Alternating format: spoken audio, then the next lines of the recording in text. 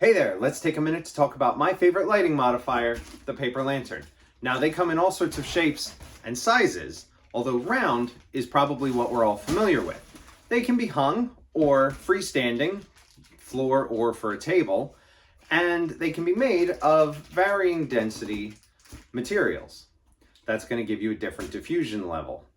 Like anything else in this world, you can pay whatever you'd like for these, from specialty or designer versions, all the way down to the cheapest ones that you can find online.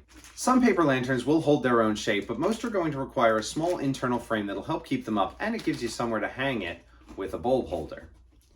The floor and table models will have a bulb holder worked into the frame as well, but you won't hang it from that.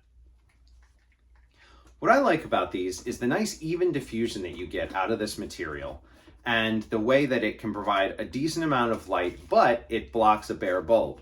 And I hate the glare that comes from a bare bulb.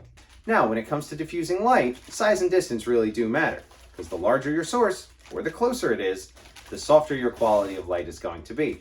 How much diffusion and how much light you lose out of these depends on the material it's made from.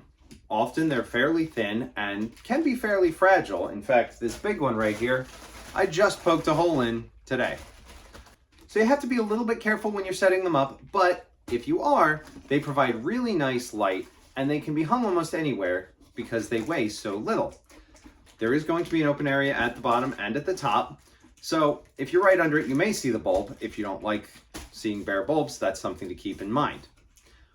One really nice thing about these, especially the floor and table models, is that they don't necessarily have to be used on the table.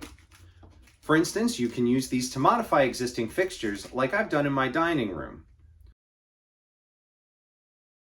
All I did was remove the small metal ring that acts as a holder for the bulb and the socket, and that allowed me to put this in the pendant lamp in my dining room. I do plan on changing my dining room lamp, and I have some ideas for a light I want to make. However, if you can't change out your fixture, paper lanterns can be a really good option. One note of caution though is these are paper. So if you're using incandescents, do not exceed the bulb rating that comes with the lantern.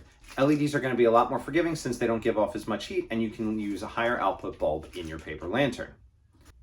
That just about covers all the basics of paper lanterns and why they are my favorite light modifiers.